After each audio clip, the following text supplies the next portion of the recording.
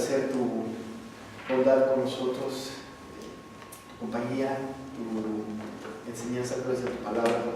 Hoy estamos aquí, Señor, para seguir en el estudio de este libro que es importante para nuestra fe, es importante para nuestra convicción y nuestra esperanza.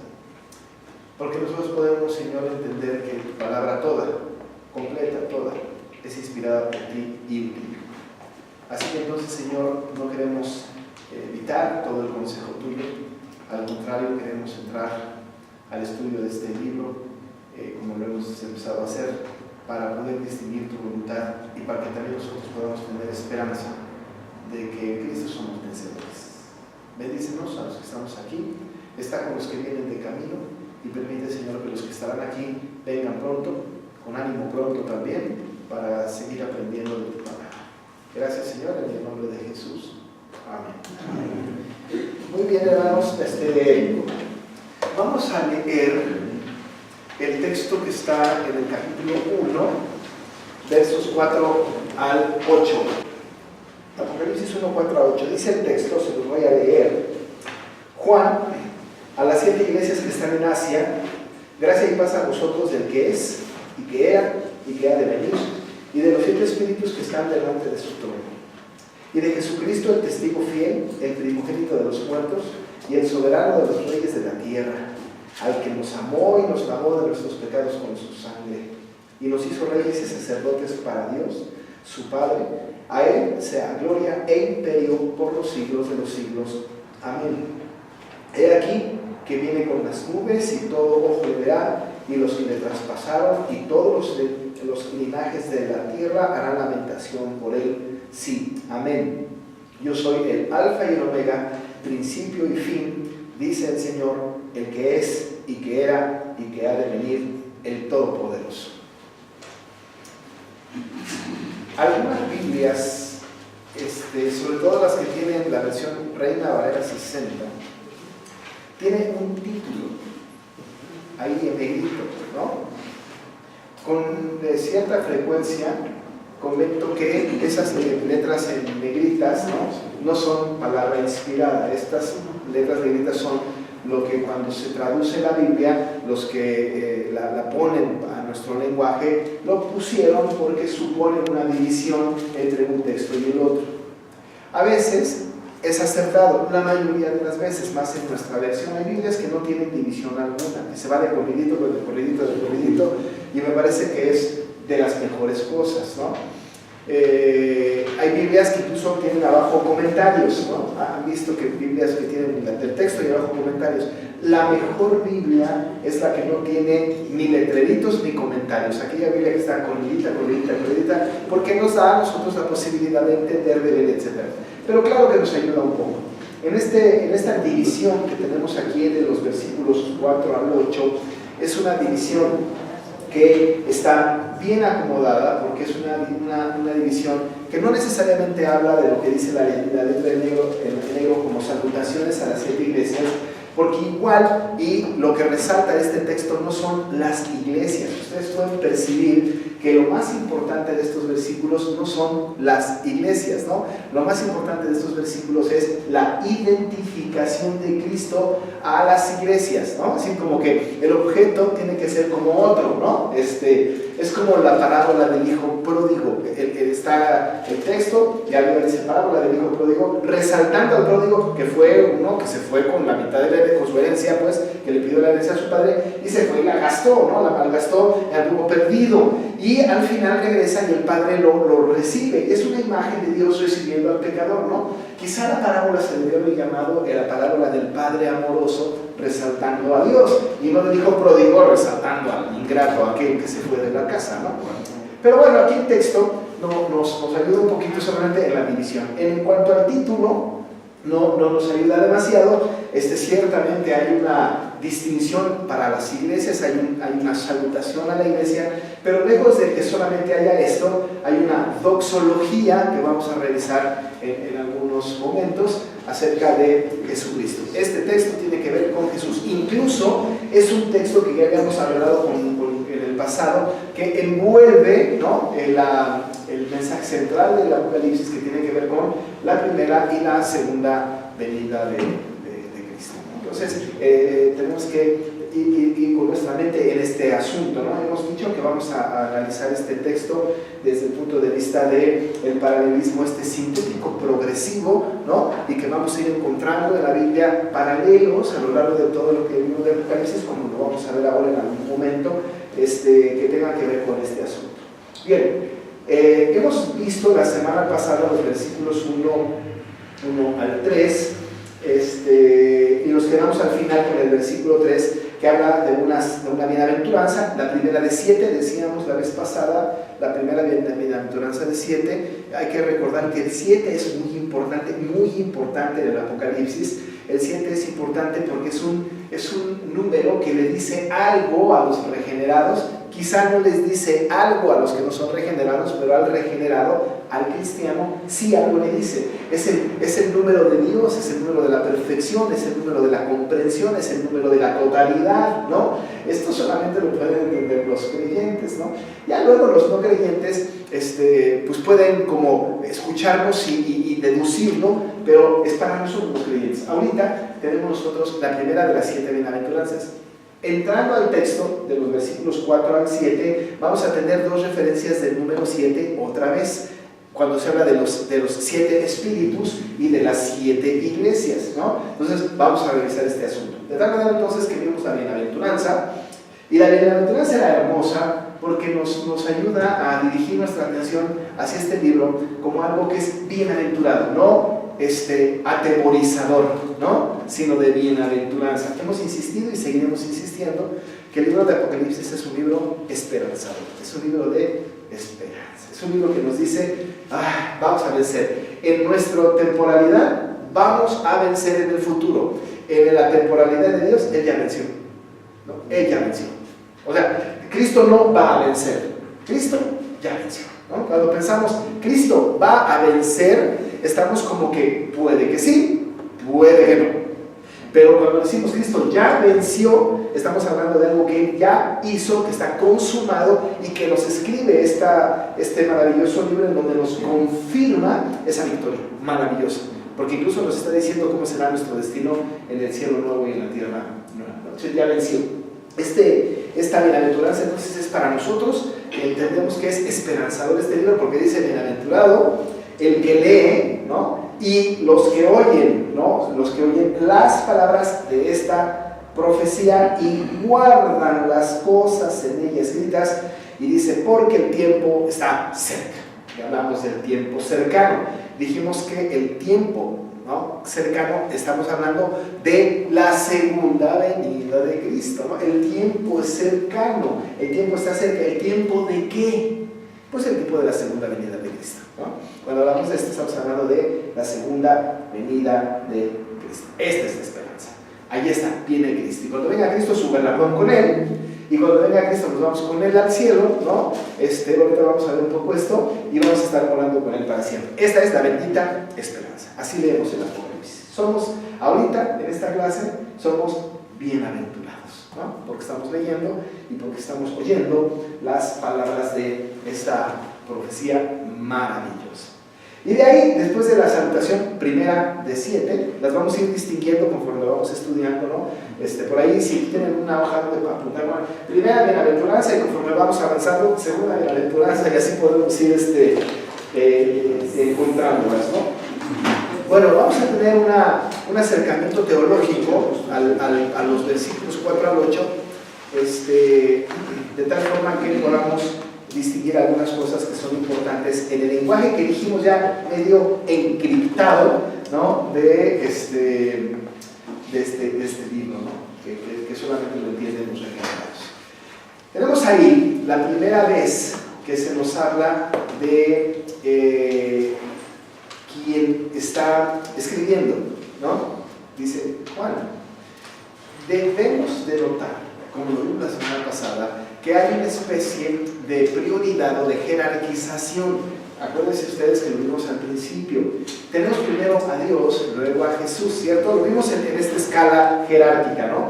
Cuando vimos en el capítulo 1, versículo 1, decía la revelación de Jesucristo, ahí está Jesús, que Dios le dio. Entonces Dios le dio a Jesucristo. que lo manifestó a sus siervos, las cosas que le suceden pronto, y la declaró enviándola por medio de su ángel a su siervo Juan. Así es que Juan es el último de los que están recibiendo. ¿Por qué es el último de los que están recibiendo? Porque Juan, en su calidad de hombre como nosotros, ¿no?, que está preso allá en esta isla, es el que finalmente va a comunicar. Un ángel no lo va a comunicar a sus siervos, no Jesucristo, porque Jesucristo es entronado, ¿no? No Dios el Padre, pues el Padre está en los cielos, pero va en este orden de Dios a Jesucristo, a su ángel, a Juan, para que sea transmitido a nosotros. Ahí nos deja el versículo 1, y luego entonces empezamos con el versículo 4 ya en esta identificación maravillosa, ¿no?, de Juan. Estamos hablando pues de Juan.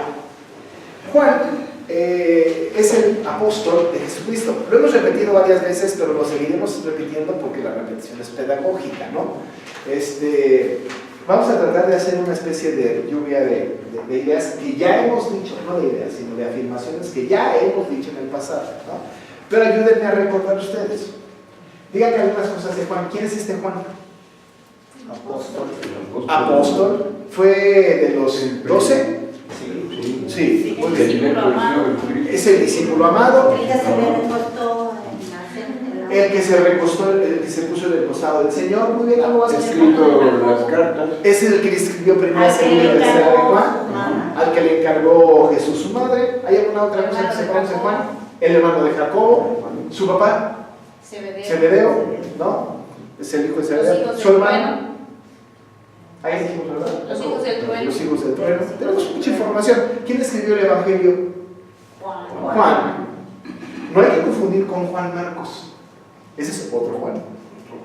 Estamos hablando de un Juan bastante citado en la Biblia, ¿no? Hemos dicho que después del apóstol Pablo, el que sigue en cuanto a la cantidad de escritos en el Nuevo Testamento es Juan, ¿no? El Evangelio, 3 cartas y Apocalipsis, ¿no? Es el que escribe más después del apóstol Pablo. Este Juan es al que estamos nosotros refiriéndonos. Este Juan es un Juan muy importante en la historia del Señor Jesús. Este Juan es testigo ocular, ¿no? Es testigo presencial de la obra de Jesucristo.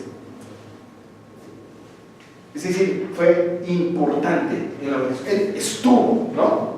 No se lo contaron. No vinieron como con Lucas, que tuvo que recopilar información de todos lados para armar el libro de los Hechos, por ejemplo, ¿no? Juan vio, Juan oyó. De hecho, en sus cartas dice lo que hemos visto, lo que hemos oído, ¿no? Tocante al verbo de vida, dice Juan, yo lo vi, yo lo oí, yo lo toqué, ¿no? Es más, él puede presumir, decir, yo me recosté en su regazo, yo estuve, él me abrazó a mí, ¿no? Es más, fui de sus consentidos, porque me trajo en los momentos más importantes de su ministerio. Juan es un personaje, pues, muy importante. Si queremos aprender cómo es un verdadero discípulo de Cristo, Juan. Y hay que estudiar primera de Juan para saber exactamente cómo debe ser un verdadero discípulo de Cristo. Bueno, Juan, ya lo tenemos bastante identificado, no hablaremos más de este asunto. Pero este Juan dice que él escribe y está en una manera, esta profecía está escrita como en una manera epistolar, ¿no? Porque tenemos por ahí un emisor remitente, o varios remitentes, ¿no? Varios receptores, ¿no? De la carta. Dice Juan, y escribe a quién. Dice entonces, a las 7 iglesias que están en Asia. Muy importante. A estos les está escribiendo. ¿Cuáles son estas 7 iglesias de Asia? ¿Se las saben? Sí. Si no se las saben, está en el versículo 11. Pero están en el 11, ¿no? Están bien, ahí están ya casi, están escritas en el versículo 11. Dice en el 11 que decía: yo soy el alfa y el omega, el primero y el último. Escribe en un libro lo que ves y envíalo a las 7 iglesias que están en Asia, y ahí las tiene, ¿no? Éfeso, Esmirna, Pérgamo, Tiatira, Sardis, Filadelfia, Laodicea. Hemos hablado de que el número 7 es el número de la perfección, es el número que es el número completo de la comprensión, que abarca todo, ¿no? Cuando se dice, se utiliza en el Apocalipsis el número 7, es que abarca todo, ¿no? Si está escribiendo a las 7 iglesias de Asia, y que ya sabemos cuáles son, significa que el asunto no solamente es territorial, sino atemporal, ¿no? No solamente es territorial, sino atemporal. ¿Qué quiero decir con esto? No solamente se refiere a estas 7 iglesias que están en el área de Asia, que están muy encontradas unas con la otra. Si ustedes vieran un mapa, debería yo de tener un mapa, si lo vieran, casi pudiésemos decir que se puede ir de una iglesia a la otra, o de una ciudad a la otra de una manera muy sencilla. Muy sencilla. No es como que una iglesia estuviera en Palestina, y otra en Damasco, y otra en Asia Mayor, otra en Asia Menor, otra en Macedonia, y así. No. Están en una sola región, están en Asia. No existe el tema de la representatividad, ¿no? Así como si dijéramos nosotros, vamos a hacer células de estudio bíblico, ponemos una en el sur, en el norte, en el este o en el oeste, para que tengamos abarcado toda la zona. El Señor no estaba pensando en abarcar toda la zona. Solamente dirigió Juan, lo que el Señor estaba diciendo, su carta a estas 7 iglesias. La pregunta que surge es, ¿solamente fue dirigida a estas iglesias? La respuesta es sí y no. Es atemporal, hemos dicho, territorial sí, porque fue dirigida a estas 7 iglesias, a las cuales vamos a estudiar esa carta específicamente a partir del capítulo 2, pero es atemporal. Significa entonces que si son 7, son todas las iglesias de todos los tiempos. La totalidad de las iglesias, todas las iglesias de todos los tiempos. Bajo este principio, bajo este criterio, este mensaje también está para nosotros que somos la iglesia de Cristo. No estamos en Éfeso, ni en Esmirna, ni en Teatira, ni en Pérgamo, ni en Filadelfia, ni en la Odisea. Estamos en satélite, y no hay ninguna carta que esté dirigida a la iglesia que esté en satélite. Pero nosotros nos sentimos incluidos porque la carta es atemporal, ¿no? Está para todas las iglesias de todos los tiempos. Ciertamente el mensaje les llega directamente a estos cristianos de Asia, muy directamente a ellos, ¿no? Les viene bien esta carta, pero hay una aplicabilidad para todas las iglesias de todos los tiempos. Esta carta está escrita entonces para todas las iglesias de la historia, ¿no? ¿Hasta cuándo dejará de funcionar este libro? Pues hasta que Cristo venga. En la segunda venida de Cristo, pues ya se ha revelado todo, ¿no? Ahorita nos imaginamos cosas, la serpiente antigua como es, nos imaginamos incluso la nueva Jerusalén cómo será, la morada celestial, habrá camas, dormiremos, nos bostezaremos, iremos al baño, qué sé yo, ¿no? No tenemos idea de qué pasará en el cielo, ¿no? Hasta ahorita nos lo imaginamos, pero cuando Cristo venga y vayamos con Él, se nos van a acabar las grandes dudas, ¿no? Las grandes dudas. Ahí por ahí hay que tener una listita de las cosas que le quieren preguntar al Señor cuando venga al cielo. ¿Qué hiciste de los 12 a los 30 años, Señor? Hay un montón de especulaciones al respecto. Bien, entonces dice Juan a las 7 iglesias que están en Asia, y entonces viene un saludo que es muy paulino, ¿no? Pero que Juan también lo dice, gracia y paz, ¿no? Es muy paulino porque es un saludo muy de él, ¿no? Se lee con mucha frecuencia en sus cartas, ¿no? Gracia y paz a vosotros de nuestro Señor Jesucristo, dice Pablo con mucha frecuencia. Pero aquí cobra un matiz distinto porque es una salutación muy linda, muy hermosa, ¿no? Es una salutación que da gracia y paz. Una de las cosas que esta gente necesitaba era paz y gracia, ¿no? Gracia y paz, ¿no? Era lo que necesitaba. Pues entonces a estas iglesias les dice gracia y paz a vosotros, ¿no? Es una salutación muy linda, no de Juan, no una salutación que Juan hace, ¿no? Sino que la refiere como una salutación que viene del que es y que era y que ha de venir y de los 7 espíritus que están delante de su trono. Vamos a analizar esta expresión. Espero que no nos detengamos demasiado, pero lo que sea necesario. Hay un atributo de Dios que es incomunicable, ¿no? Que este atributo es el atributo de la aceidad. ¿Okay? Aceidad. Déjenme escribírselos aquí.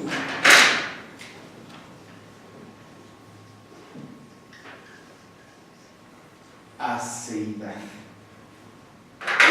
googlean, ¿no? Antes era un libro de esos datos en diccionario, ahora hay que googlear, ya el diccionario ya no sirve. Pero aceidad. ¿Cuál es ese atributo de la aceidad? Los atributos comunicables y los incomunicables son diferentes. Los atributos comunicables son las cualidades de Dios que participa a sus hijos. Por ejemplo, Dios es bueno, yo soy bueno. Dios es misericordioso, yo puedo ser misericordioso. Dios es santo, yo soy santo, etc. ¿no? Es decir, aquel atributo que Dios tiene como una cualidad exaltada al máximo, la participa a sus hijos y nos dice, así como yo soy, ustedes también, ¿no? De hecho, estuve predicando hace poco en la iglesia, ¿no? Que la exigencia de Dios es la santidad. Dice, sean santos como yo soy santo. Así que la santidad es un atributo comunicable, ¿no? Yo soy bueno, ustedes quieren que sean buenos, ¿no? Yo soy asertivo, pues sean ustedes también asertivos. ¿Qué sé yo? Yo no miento, no mientan.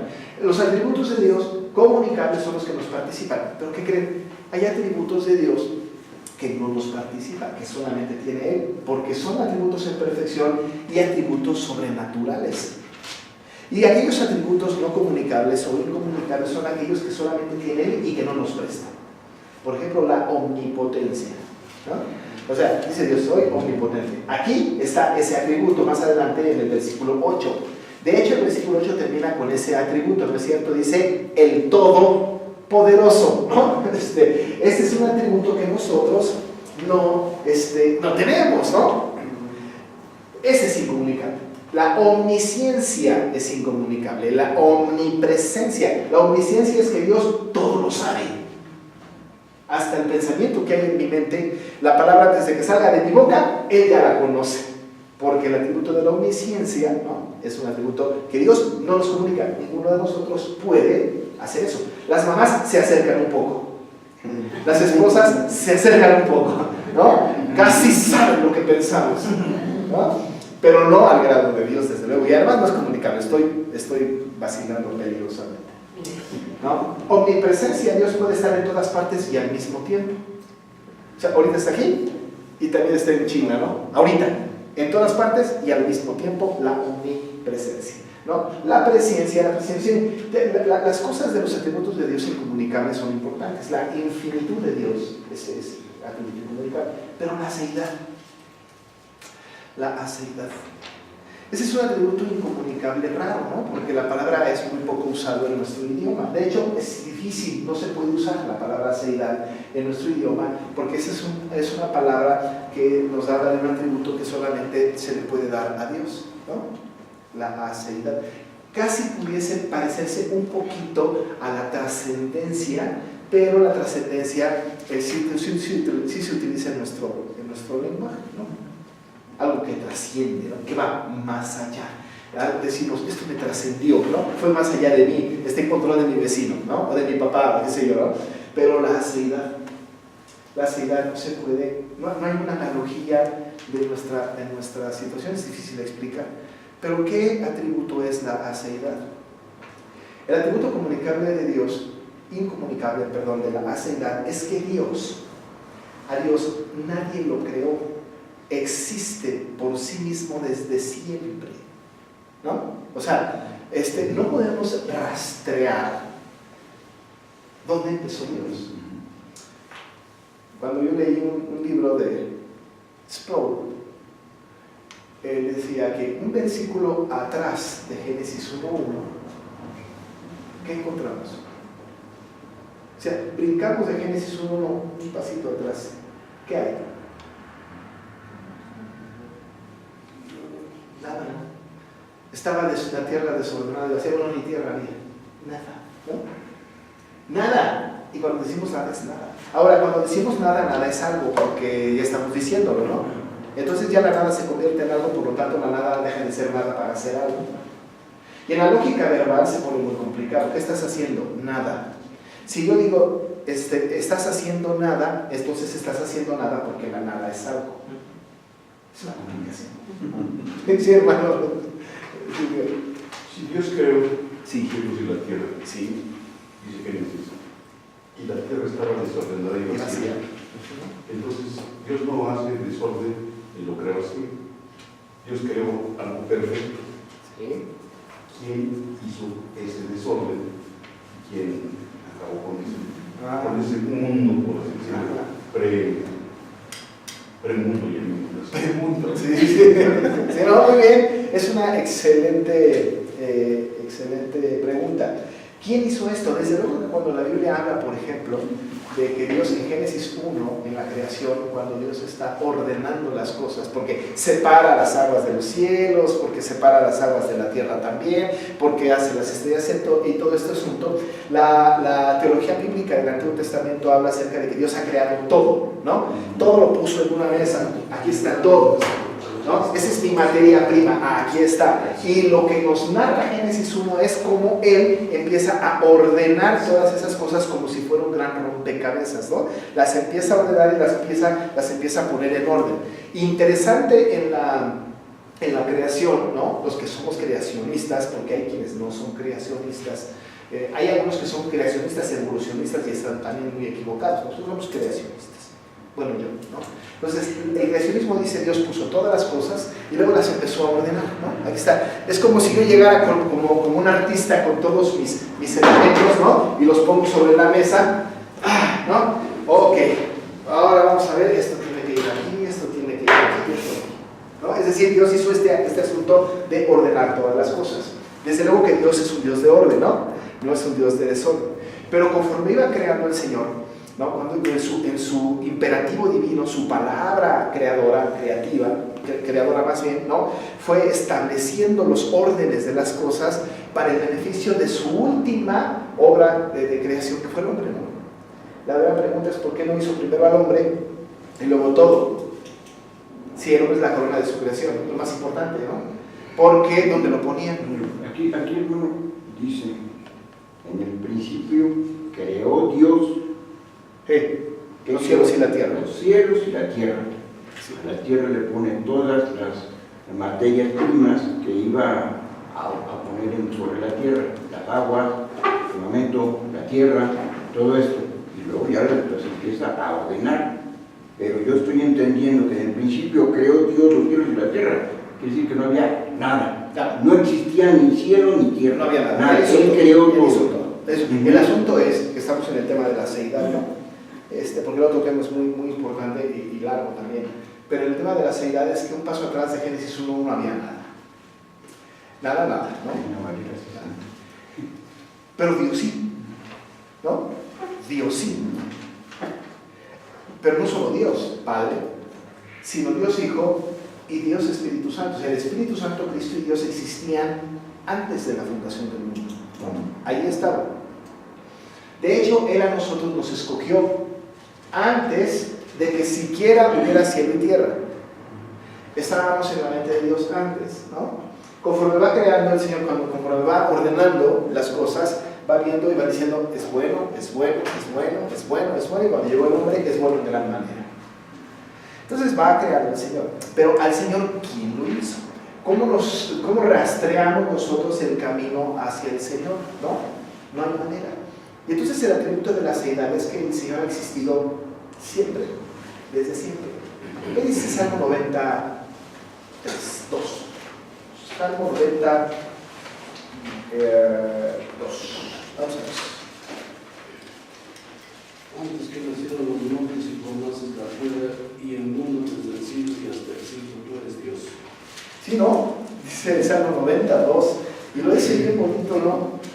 Eso es algo que me gusta mucho, Señor, tú nos has sido refugio de generación en generación. Y luego dice esto: antes que naciesen los montes y formases la tierra, desde el siglo y hasta el siglo, tú eres Dios. Antes de que formasen los montes, antes de que existiera cualquier cosa, tú eres Dios. ¿Saben quién es el Salmo 90? Moisés.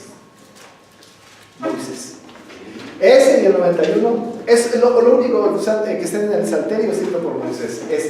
Señor, tú nos has sido refugio de generación en generación, antes de que formases la tierra y los montes, desde el siglo y hasta el siglo, tú eres Dios. Y Moisés fue el que escribió Génesis. Si hay alguien que tiene la autoridad para decirnos acerca de la aceidad de Dios, ese es Moisés. Digo, desde luego cualquier otro autor de la Biblia, ¿no? Pero Moisés.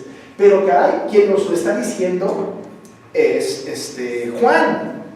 ¿Será que Juan tenga una referencia de la aceidad de Dios en algún otro de sus escritos? La respuesta es sí. En el Evangelio, En el capítulo 1, verso 3 del Evangelio de Juan. Vamos a ver si es cierto, ¿no? En el capítulo 1, verso 3 de Juan, que es el que nos está contando esto aquí en Apocalipsis, ¿no?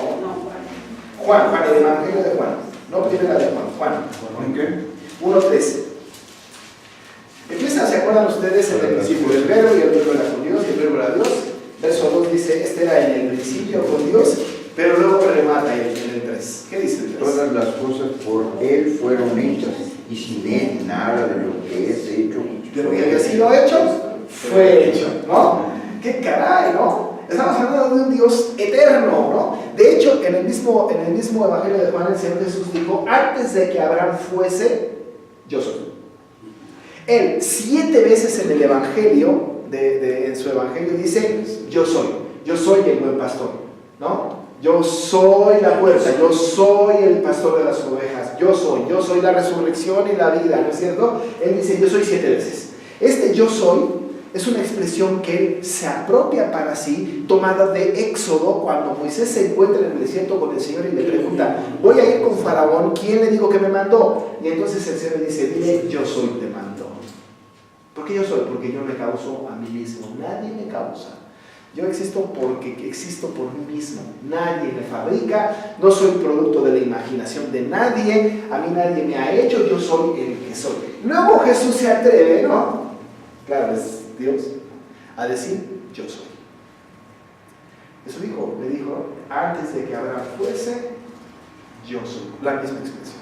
Y yo soy la resurrección y la vida, y yo soy el buen pastor, y yo soy la puerta de las ovejas, ¿no? Yo soy la vid verdadera, yo soy el camino, la verdad y la vida. Yo soy. Importante, esto nos habla de que uno de los atributos no comunicables de Dios, personificado desde luego en Jesucristo, es la aceidad. Nadie le creó, existe por sí mismo. Quizás los versículos que dijimos sean los más representativos, Salmo 92 y Juan 1:3, ¿no? Pero, y los demás, yo soy de Jesús, ¿no? Entonces ahí está la identificación. ¿Y cómo lo dice en Apocalipsis, no? Lo dice muy lindo. Y lo va a repetir, y esta sección la va a encerrar entre esta expresión. La va a decir en el 4 y la va a decir en el 8. Dice el 3, en el 4. Juan a las 7 iglesias que están en Asia, gracia y paz a vosotros, del que es presente, del que era pasado y el que ha de venir futuro. Ahí está el Señor, completito en su aceidad, ¿no? Fue, es y será.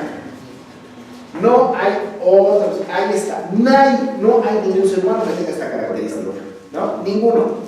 Yo no fui, soy y seré. Yo tengo una temporalidad, el Señor no. Es, el que era y además el que ha de venir. Vean ustedes cómo en el versículo 8 cierra otra vez, pero lo dice de una manera un poquito distinta en este paralelismo. Incluso utiliza las letras del alfabeto griego, ¿no? En el versículo 8 dice, yo soy el alfa y el omega, el principio y el fin, dice el Señor. El que es, repite lo mismo, el que era y el que ha de venir, y añade el Todopoderoso. La aceidad.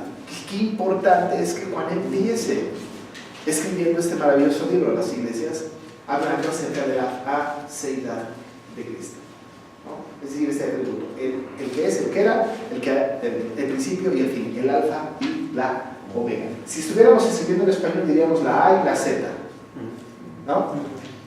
Que desde luego A y Z son cosas temporales, humanas, nuestras, ¿no? Pero en el idioma original, desde luego, que tiene un sentido bastante más atemporal, ¿no? Abarca toda la historia. Aquí sí entran entonces los 4 métodos de interpretación: la preterista, futurista, historicista y idealista. no. No, yo creo que no, porque aquí es una identificación, todavía ni siquiera hay una interpretación. No estamos interpretando visión, estamos interpretando la salutación y cómo se presenta Cristo, ¿no? Pero no, quizá en este texto no. De hecho, en ninguna parte de la Biblia, del Apocalipsis, se interpretan algunas escuelas de interpretación, ¿no? Pero bueno, entonces ahí estamos en el versículo 4 todavía y no pasamos de ahí. Es que estamos hablando de esta expresión que tiene que ver con la aceidad. ¿no? Acuérdense, ese atributo incomunicable es un atributo, es incomunicable, se llama seidad, significa que Dios existe por sí mismo, ¿no? Es parte del conocimiento que debemos tener. Bueno, este Señor, el que es, que y el que ha de venir, ¿no? Dice, además, ¿no? Añade al Espíritu, dice, y de los 7 espíritus que están delante de su trono. ¿Cuántos espíritus conocemos? Acuérdense de eso, si vamos a numerarlos. ¿Cuántos espíritus conocemos? Aquí nos dice que son 7. De paz, misericordia, gracia. No lo sé, ¿no? ¿Me está preguntando? ¿Me está diciendo? ¿Mande? El Espíritu Santo. Y ya. Ah. Sí. Esta pregunta fue con trampa, ¿no? Los 7 espíritus es el Espíritu Santo. Es la perfección, ¿no? No podemos nosotros conocer de parte de Dios otro espíritu que no sea el Espíritu Santo. No hay otro. En el mundo, vivimos en un mundo espiritual, ¿no? Por supuesto, hay el espíritu de la rebeldía. Es lo que dice la palabra, ¿no? Hay, claro, espíritus malignos que están alrededor de nosotros, pero el Espíritu Santo es el espíritu perfecto, ¿no? Es Dios. Además, con una personalidad. Y si tiene personalidad, es persona. No es así como una cosa etérea, una cosa intangible, no, es una persona, tiene una personalidad, tiene características. Bueno, acuérdense que Juan está escribiendo a la gente que está en estas iglesias de Asia en un mensaje encriptado. Aquel tiempo, los enemigos de los cristianos, por supuesto que todo lo que respira cristiano, todo lo que huela a cristiano, era bastante señalado. El Espíritu Santo empezó a cobrar sentido siempre, ¿no? Pero empieza a tener un poco más de atención en el Nuevo Testamento que en el Antiguo Testamento. También en el Antiguo, pero en el Nuevo Testamento cobra más atención, más cuando el Señor Jesús se va, porque el Señor Jesús cuando se fue dijo, y voy a dejarles un consolador, y este consolador era el Espíritu Santo. De hecho, históricamente se dice, estamos en la era del Espíritu Santo, ¿no? Ahorita, estamos en la era del Espíritu Santo. Como si ya no estuviera ni Dios Padre ni Dios Hijo, ¿no? Pues aquí están todos, pero la Trinidad por sí misma la Trinidad no se divide, no se fracciona, ¿no? Siempre trabaja en conjunto, pero el Espíritu Santo es importante, es el que nos redarguye a través de la palabra, es el que nos convence del pecado, es el que nos hace clamar a la Padre, es el Espíritu que mora con nosotros, es el Espíritu Santo de Dios, ese que está en medio de su pueblo, es el que reparte dones a la iglesia, ¿no? Es el que hace que la iglesia crezca el Espíritu Santo. Bueno, el Espíritu Santo, Juan le pone los 7 espíritus. Aquel que no es creyente, aquel que está ahí en Roma, es leyendo las cartas, porque son interceptadas las cartas de Juan, ¿no? Para ver qué les está mandando decir a la iglesia. Oye, este cuarto pobrecito ya se alocó, 7 espíritus, pues ni quien le entienda, claro, pero llega el creyente y dice, es el Espíritu Santo. Es el Espíritu, no hay duda. Los 7 espíritus es el Espíritu Santo, dice el texto, ¿no? Entonces tenemos que es Juan, a las 7 iglesias que ya sabemos cuáles son, el saludo maravilloso de gracia y paz, la seidad de Cristo y además el Espíritu Santo. En un versículo hay una gran cantidad de información importante para nosotros. Tras el versículo 4, ¿no? Y entonces también, no solamente del Espíritu Santo, sino entonces el versículo dice, y de Jesucristo, ¿no? Es algo importante de notar es que aquí se está hablando de Jesucristo con el nombre del Señor. A veces Pablo usa Jesús el Cristo o Cristo Jesús, hay combinaciones de maneras de cómo dirigirse. Aquí habla de Jesucristo en su nombre y en su oficio, ¿no? Dice de Jesucristo y entonces dice quién es, ¿no? Da algunos nombres del Señor. Dice de Jesucristo, el testigo fiel, el primogénito de los muertos y el soberano de los reyes de la tierra, ¿no? ¿Qué encontramos aquí? Si ponemos nosotros un tiempo o momentos de nuestra propia historia, hablaríamos de Jesucristo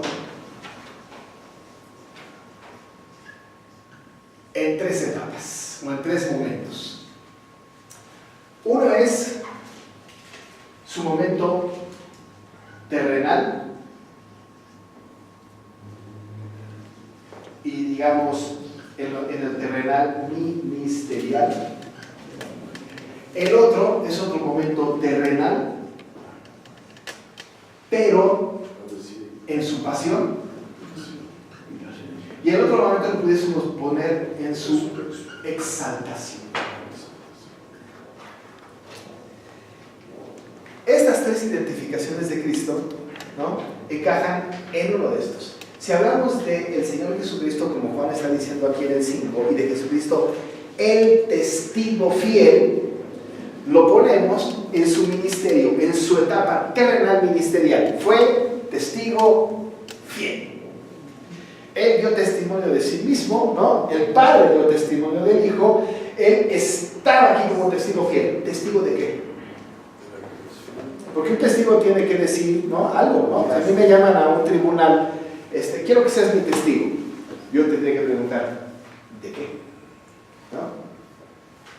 Es que tú viste a Eliasib salir de abajo con una bolsa llena de dinero, ¿no? Soy testigo porque yo lo vi, ¿no? Soy testigo porque mis oídos, mis ojos estuvieron involucrados en un ilícito, soy testigo. Pero no en un ilícito, que me llevan a una boda y resulta que yo soy testigo de una persona que se va a casar, ¿no? Testigo, porque los conozco, los vi, los oigo, sé que se quieren, ¿no? Firmo como testigo. El testigo es el que ha visto o el que ha oído algo. Ahora, Cristo dice aquí que es el testigo fiel. Y no solamente es testigo, sino además es un testigo fiel, veraz, ¿no? Cuando Jesús estuvo en su ministerio, dijo cosas como estas: el que me ha visto a mí, ha visto al Padre. ¿De quién testifica Jesús? Del Padre. De su Padre, ¿no? El Padre y yo, uno somos. Y estoy haciendo las cosas que Él me encomendó. Jesucristo vino a cumplir la voluntad de su Padre. Vino a testificar, ¿no?, de la salvación desde luego, pero que fue mandada por su Padre. Y el testimonio que Él dio fue un testimonio fiel. Sin duda, sin menoscabo de la verdad. Un testimonio verídico de Dios. Si hay alguien que nos pueda dar un testimonio acerca de Dios, es Jesús. Porque fue Dios hecho carne. Y vimos su gloria como la del unigénito del Padre, lleno de gracia y de verdad. ¿No es cierto? Dio fiel testimonio de donde venía. Fue un testigo fiel. Y ese testimonio fue durante su tiempo terrenal. Pero entonces dice, es el testigo fiel. Es del que les hablamos. Es de este Jesucristo que estuvo entre nosotros y dio testimonio, ¿no?, de la salvación y de todo lo que Dios había mandado. Fue un testigo, dice la palabra, fiel. Pero además, dice la Biblia, fue el primogénito ¿de quién? ¿Qué dice el texto? El primogénito de los muertos, ¿no? Ahora, aquí fue el testigo fiel, no hay duda. El mismo Jesucristo también, en su etapa terrenal, ¿no?, y durante el tiempo de su pasión, fue el primogénito de los muertos. El primero, ¿no? El primogénito de los muertos. Es una expresión rara. Primogénito de los muertos. ¿Qué la muerte tiene hijos y este fue el primogénito? No. El primogénito de los muertos. El primero de los muertos. Que resucitó a vida eterna. Y resucitó. Bueno, la vida eterna él siempre la tuvo, ¿no? Pero sí, claro, pero sí, ¿no? El primero, ¿qué dice Pablo en los Corintios en el capítulo 15 de Jesús y su resurrección? Dice, primicias de los que durmieron fue hecho, ¿no? Eso dice en 1 Corintios 15. Primicias de los que durmieron fue hecho. Él fue el primero en morir con la capacidad de resucitar. Porque si Jesucristo, dice Pablo a los Corintios, no hubiese resucitado, vana sería nuestra fe, ¿no? no tendría sentido nuestra fe. Así que cuando el Señor se identifica aquí como el testigo fiel, está hablando de su tiempo ministerial. Cuando está hablando de que es el primogénito de los muertos, está hablando de que está en su época final, ¿no? El final de su vida. Cuando Él muere en la cruz, es sepultado, como dice el credo de los apóstoles, muerto, sepultado, descendió a los infiernos, al tercer día resucitó de entre los muertos. Subió al cielo y está sentado a la diestra de Dios Padre Todopoderoso, ¿no? Muerto. Era necesario que Cristo muriese. Pablo a los tesalonicenses les dice que les habla de Jesucristo, era necesario que Cristo padeciese y resucitase de los muertos. Y aquel a quien Dios anunció, decía él, es el Cristo. Era necesario que muriera. Si nosotros tuviéramos una máquina del tiempo y regresáramos a ese tiempo, digo, ay, voy a regresar allá para evitar que lo crucifiquen. No, nos aniquila Dios, no me estorbas. No me estorbes en mi plan, ¿no? Así le dijo a Pedro, ¿no, pastor? Sí. ¿Perdón? Así le dijo a Pedro, quítate de aquí. Porque... sí, claro, ¿no? No me estorbes, ¿no? No podríamos hacerlo, ¿no? Nosotros diríamos, fue bien injusta la muerte. Por lo menos lo hubiera evitado yo el camino al Gólgota, ¿no? Todo fue completamente necesario. Absolutamente necesario. Porque estaba cumpliendo con lo que él había planeado, ¿no? Desde antes. Incluso profetizado por Isaías. Varón de dolores experimentado. ¿Por qué tenía que descender a los infiernos? Porque el Señor descargó todo su ira. Y además Él cargó con el pecado de los humanos. Entonces por eso fue primogénito de los muertos. Entonces por eso fue llamado primogénito de los muertos, porque fue el único con estas características de la promesa de resucitar. La muerte de qué ser humano, la muerte de qué ser humano podía producir salvación en el otro ser humano. Claro. Tenía que venir Cristo. Y por su muerte, nosotros hemos encontrado la vida. Es una paradoja, ¿no? Pero por su muerte nosotros tenemos vida. Él murió y resucitó. Ahora, si hubiese muerto sin resucitar, otra cosa sería. No hubiera sido como cualquier hombre. Pero la resurrección de Cristo le da sentido a nuestra muerte. El postrer enemigo, dice Pablo, que es la muerte, ha sido vencido. ¿Dónde está, dice Pablo? ¿Dónde está muerte tu aguijón? ¿Dónde sepulcro tu victoria? ¿No? ¿Dónde está? Vente, ¿no? Arráncate. ¿Dónde está? ¿No? La renta, porque es un reto. ¿Dónde está? Porque ha sido vencida la muerte. ¿Y quién la venció? Cristo. Cristo la venció. ¿No? Ahora vamos a empezar la Semana Santa, bueno, no ahora, ¿verdad? Pero muy cerca ya, ya estaremos en la Semana Santa y terminando la Semana Santa casi estamos terminando el año luego, ¿no? Así me siento yo con el tiempo. Pero ahora vamos a recordar la muerte del Señor Jesucristo como un acto glorioso, maravilloso, de darle gracias. El acto, yo digo, de la muerte de Jesús, el acto más injusto que ha habido sobre la faz de la tierra fue matar a Cristo. Pero el acto más injusto que ha habido sobre la faz de la tierra ha traído el acto de justicia más grande sobre la faz de la tierra, que es nuestra justificación. ¿Qué cosa, no? Pero bueno, Él vino a morir y fue el primogénito. Ninguno podía hacerlo. Y Él se identifica con aquellos, ¿no? Porque incluso más adelante va a decir, el que estuvo muerto y vivió, ¿no? Cristo, el primogénito de los muertos. Pero en su vida ministerial terrenal, Él es el testigo fiel. En su etapa, desde luego, terrenal y de su pasión, de su resurrección, el primogénito de los muertos. Pero, ¿significa que lo otro tiene que ver con su exaltación? Claro, ¿no? ¿Cuál es la tercera identificación? Exaltado a lo sumo. Bueno, no dice que fue exaltado a lo sumo aquí, ¿no? No. Esto, ¿no? Pero no solamente, ¿no? Antes del Rey de Reyes dice una palabra maravillosa. Claro, el soberano, ¿no? Y el soberano de los reyes de la tierra. Cuando el Señor fue exaltado, ¿no? Cuando fue llevado al cielo, fue sentado a la diestra de Dios Padre Todopoderoso, erigido como el rey. ¿Es que antes no era rey? Sí. Pero él, sometiéndose, fíjense nada más, el creador del hombre sometiéndose a su creación, enmudeció y no abrió su boca. Cuando fue entronado, ¿no? entonces se convirtió en el soberano, el rey, ¿no? El rey dice la palabra, el soberano, perdón, de los reyes de la tierra. El que gobierna sobre todo. Recordamos las palabras de Pablo a los romanos en el capítulo 11, verso 36, ¿no? Porque de Él, y por Él, y para Él son todas las cosas, a Él sea la gloria por los siglos. Amén. Es el rey que gobierna. Ahorita Él gobierna, no solamente a los reyes, a nosotros. Es el soberano, ¿no? El soberano que está gobernando sobre nosotros. Nosotros tenemos un tipo de gobierno en nuestra iglesia democrático representativo para nosotros, pero nuestra verdadera forma de gobierno es teocrática, ¿no? El que rige es el Dios. Somos monárquicos, ¿no? Tenemos un rey. Tenemos un rey. Y este rey es el Señor Jesucristo.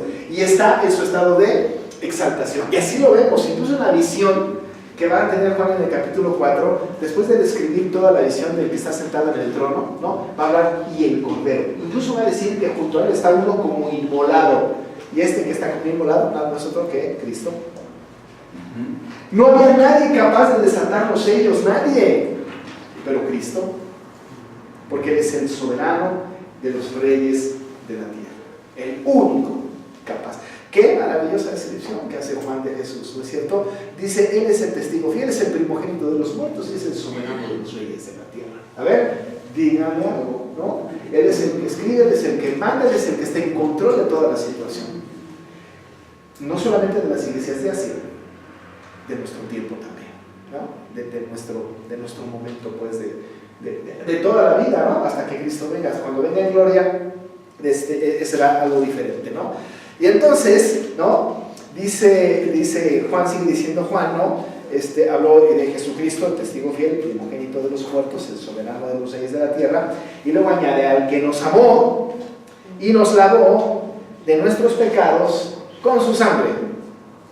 Amor y expiación, amor y redención, ¿no? Maravillosa cosa. Dios no redime a quien no ama. ¿Vamos bien? No redime a quien no ama. ¿A quien ama a Cristo? Todos sus hijos, toda la humanidad, Sus elegidos. A ver, concentrémonos y saquemos alguna conclusión. ¿A quién ama Cristo? ¿A todo el mundo? No. A los predestinados. A todo aquel que no. ¿Han oído ustedes la expresión, es que Dios ama a todos? Odia, ¿qué dice el dicho? Odia el pecado, pero ama al pecador. ¿Han oído esto? No es cierto. Porque lo que se va al infierno no es el pecado, se va al infierno el pecador. ¿Será que eso sea cierto? ¿Qué dice el Salmo 5:5?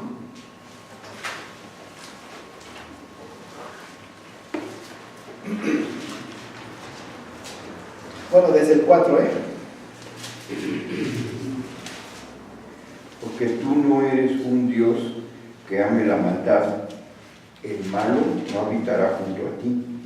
No estarán los locos que se gobiernan por afecto o consejo de la carne delante de tus ojos.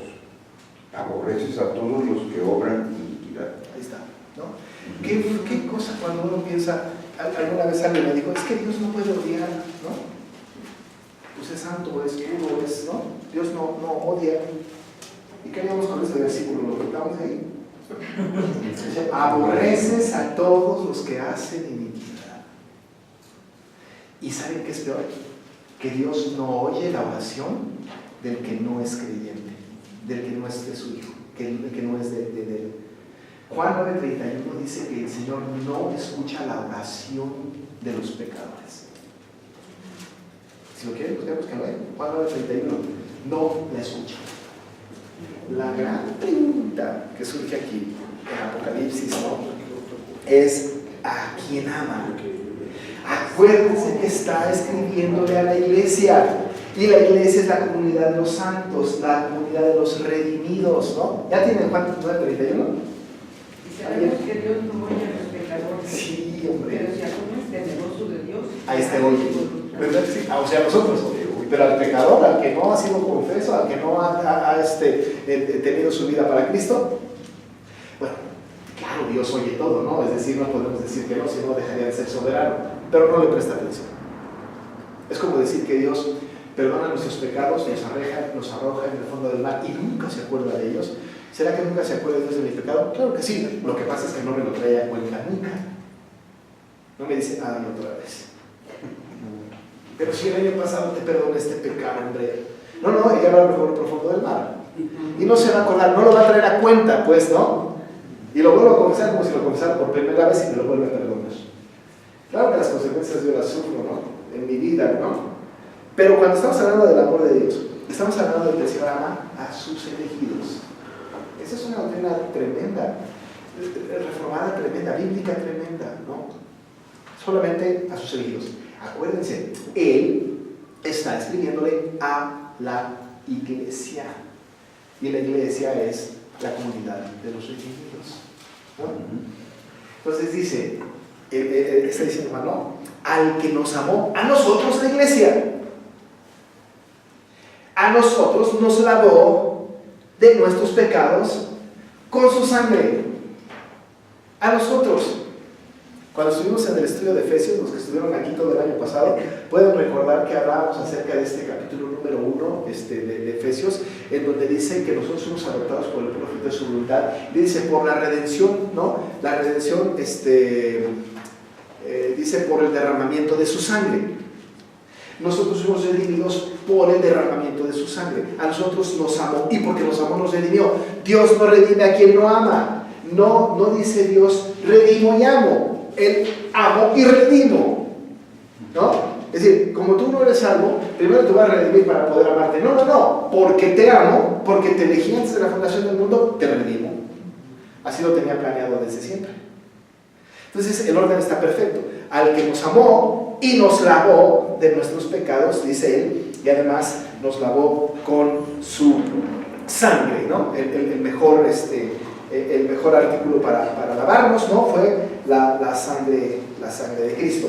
Y al hacerlo, ¿no? Al hacerlo, a estos cristianos, a nosotros, nos hizo, imagínense nada más, ¿no?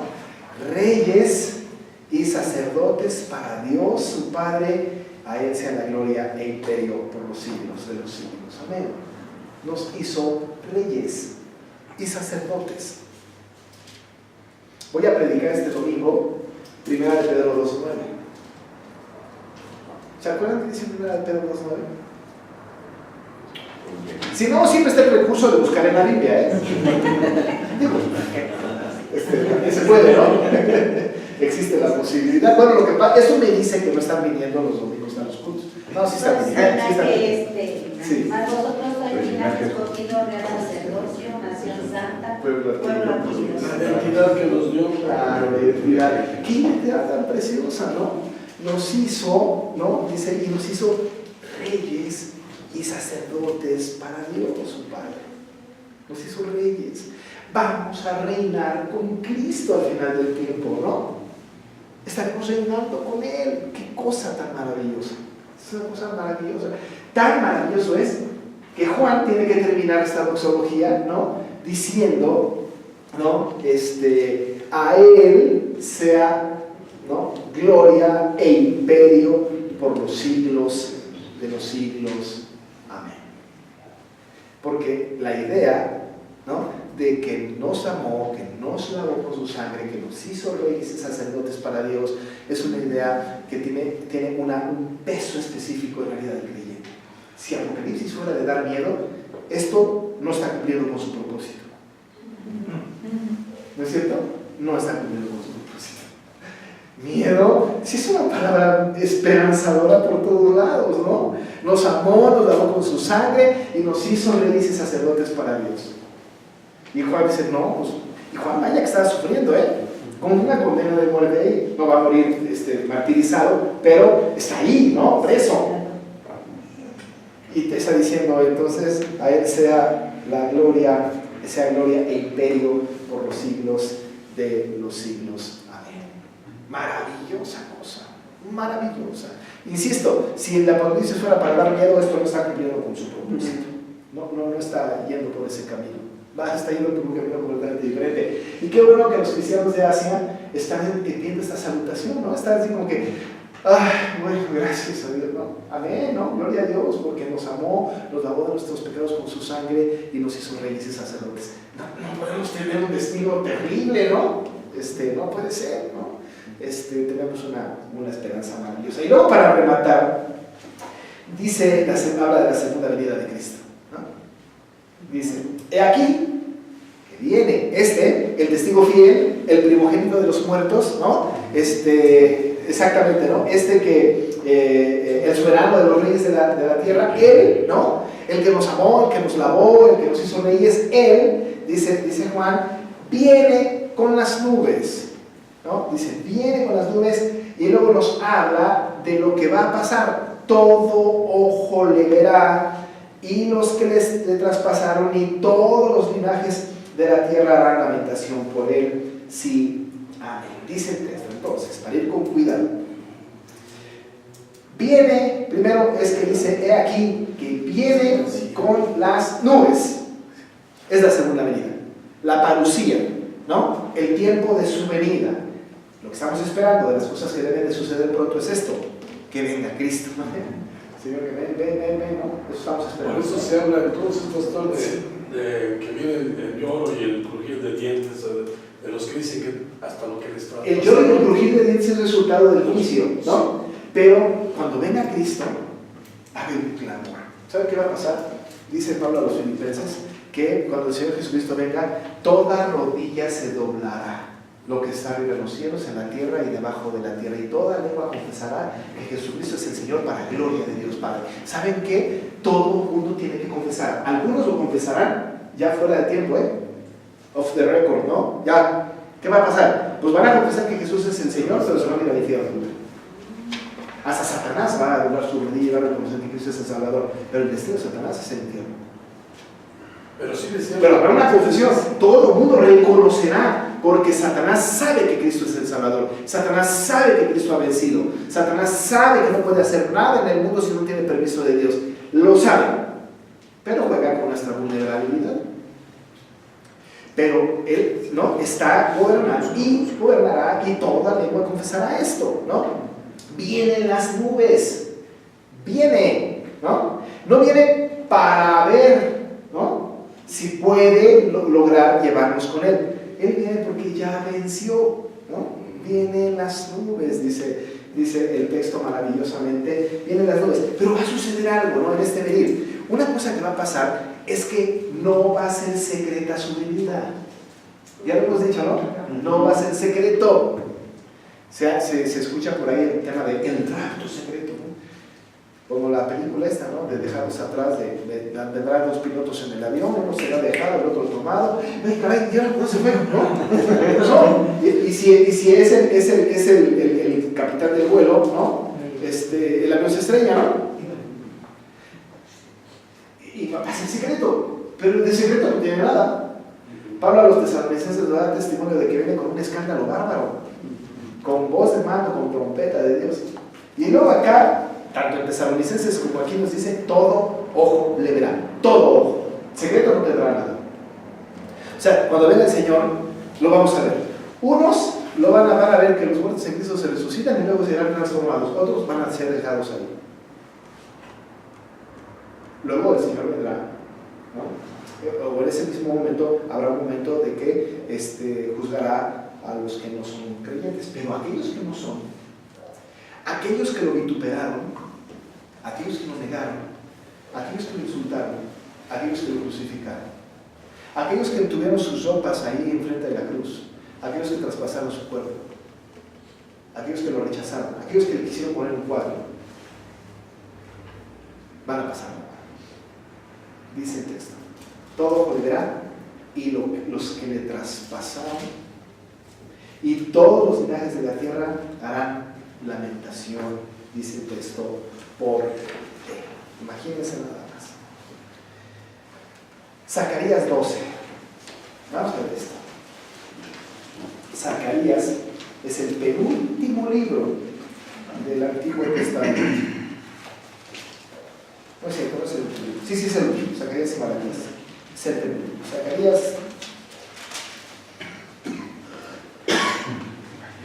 12:10. Mira nada más, se los voy a leer. 12. Zacarías 12, 10 en adelante. 10, 13, 10. Dice, ahí lo tienen, está tan difícil de encontrarlo, pero está chiquito. De los menores de los profetas menores es el más largo. Dice, y derramaré sobre la casa de David y sobre los moradores de Jerusalén espíritu de gracia y de oración, y mirarán a mí, a quien traspasaron, y llorarán como si llora por hijo unigénito, afligiéndose por él como quien se aflige por el primogénito. En aquel día habrá gran llanto en Jerusalén, como el llanto de Hadadrimón en el valle de Megido, y la tierra lamentará cada linaje aparte, los descendientes de la casa de David por sí, y sus mujeres por sí, los descendientes de la casa de Natán por sí, sus mujeres por sí, los descendientes de la casa de Leví por sí, sus mujeres por sí, los descendientes de Simei por sí, las mujeres por sí, todos los otros linajes, cada uno por sí, y sus mujeres por sí, ¿no? Pero dice que la tierra lamentará, los que le traspasaron lamentarán, ¿no? ¡Qué terrible! Y toda lengua confesará que Jesucristo es el Señor para la gloria de Dios Padre, pero no todo el mundo se salvará. No todo el mundo. A ver, oiga, hermano. Sí. En la lección dice, en aquel tiempo los judíos que le rechazaron, Sí. verán que Jesús de Nazaret, a quien crucificaron, es de verdad El Hijo de Dios. Sí. ¿Qué es? Entonces, haya una unificación ahí. Sí, pero ya no tendrán la oportunidad. Ok. Ya esa confesión no servirá de nada. Ya no va a servir de nada. Es decir, cuando venga Cristo, se acaba. Se acaba. No hay otra oportunidad. No la hay. No la hay. Cuando venga Cristo es para juicio. Es para juicio. Punto. Y los judíos que le traspasaron y toda la gente que le negó, evidentemente queda claro que cuando venga Cristo los que le negaron no eran escogidos, ¿no? Todos aquellos verán y se lamentarán. ¡Ay, si era! Pues demasiado caro. Demasiado caro. Ya no va a haber oportunidad. Sí, perdón, dan otra oportunidad. Se acabó. No hay más. El tiempo llegó a su término, ¿no? Porque insisto que el Señor no va escogiendo conforme va creyendo la gente. La gente va creyendo conforme el Señor escogió. Y cuando termine, cuando el Señor venga, ya, el último de sus escogidos ha creído. No hay más. Se acabó. Y se lamentará. Dice el texto, viene con las nubes y todo ojo le verá, y los que le traspasaron y todos los linajes de la tierra harán lamentación por él. Sí. Amén, dice el texto. Y remata, ¿no? Yo soy el alfa y el omega, la primera letra del alfabeto y la última letra del alfabeto, ¿no? ¿No les he dicho esta curiosidad de los alfabetos y esto? Nosotros, el alfabeto se llama alfabeto porque en griego es alfa, beta, gamma, delta, eta, iota, kappa, lambda, eta, ¿no? Empieza con alfa, beta, ¿no? Por eso es alfabeto. Nosotros, el nuestro es abecedario, porque es A, B, C, D, por eso es abecedario, ¿no? Entonces el nuestro no es alfabeto, el nuestro es abecedario. El griego es alfabeto, porque empieza con alfa y beta, ¿no? En hebreo es alefato, porque es alef, bet, gimel, dalet, etc., ¿no? Alef, bet, alefato. Entonces, cuando dice aquí el texto alfa y omega, desde luego se refiere a las letras griegas, ¿no? Alfa es la primera y omega es la última palabra. Hay un montón de iglesias y ministerios que se llaman alfa y omega, ¿no? Montón. Y es un bonito nombre para ponerle a una organización o a una iglesia. Yo fui pastor por muchos años de una iglesia que se llama, ¿no? Alfa y omega. Es un nombre muy lindo, ¿no? Muy lindo. Pero aquí se identifica y dice yo soy el alfa y el omega. ¿Qué está diciendo? Soy el principio y el fin, ¿no? Y además lo dice, ¿no? Como si no pudiéramos entenderlo, ¿no? Principio y fin, dice el Señor. Y después, otra vez cierra con lo que empezó, ¿no? El que es, y que era, y que ha de venir. El Todopoderoso. Ya dijimos, si este libro fuera para dar miedo, esto no está cumpliendo con su tarea. nos está dando una bendita esperanza. Claro, entonces entiendo por qué es bienaventurado el que lee y el que oye las palabras de esta profecía, ¿no? Porque da mucha esperanza. Qué bueno que empieza así el Apocalipsis, ¿no? Luego se va a poner medio duro, pero tenemos la idea de que tenemos nosotros esa ventaja de que vamos a reinar con Cristo para siempre, ¿no? Y que nos lavan nuestros pecados y que va a venir por nosotros, pase lo que pase, suceda lo que suceda, ¿no? Muy bien, pues aquí lo dejamos, hermanos, ¿no? Ya son 9:20. La próxima semana vemos, empezamos con el verso 10 en adelante, ¿no? Verso 9, perdón, sí, verso 9 en adelante, y nos vamos a ir preparando para estudiar cada iglesia. Va a haber cada jueves una iglesia después, ¿no? Empezando con Éfeso, ¿no? Va a ser una cosa muy, muy, muy interesante, muy linda el estudio de estas iglesias, ¿no? Vamos a dejarlo aquí. Vamos a